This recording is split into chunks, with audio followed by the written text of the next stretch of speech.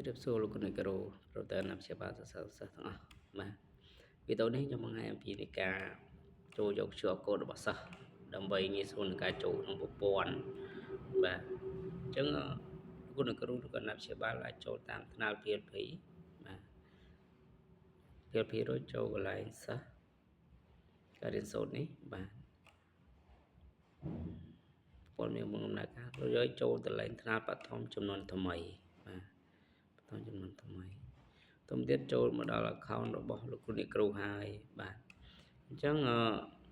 លោកគ្រូគាត់តែចុចទៅលើឈ្មោះរបស់លោកគ្រូអ្នកគ្រូមកហើយចូលគ្រប់គ្រងសិស្សនេះគ្រប់គ្រងសិស្សរួចបានចូលមកដល់ទាំងនេះមួយគឺលោកគ្រូអ្នកគ្រូឃើញឈ្មោះរបស់សិស្សហើយរបស់យើងតទៅទៀតចូលទៅលេខ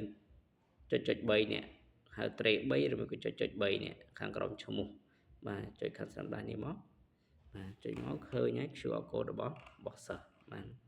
rồiចូលកន្លែង QR code របស់សិស្សចូលមកដល់ផ្ទាំង QR code របស់សិស្សហើយអញ្ចឹងលោកគ្រូឬអាណាព្យាបាលអាចទាញយកជា PDF ដាក់ក្នុងទូរស័ព្ទក៏បានឬក៏លោកគ្រូអាច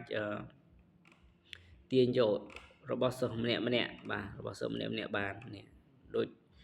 ដោយចុចទៅលើសញ្ញាព្រួយនេះបាទសញ្ញាព្រួយនេះបាទសញ្ញាព្រួយនេះមួយមក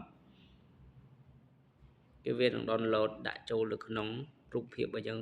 តែម្ដងបាទអញ្ចឹង download ម្ដងមួយមកបាទអរគុណច្រើន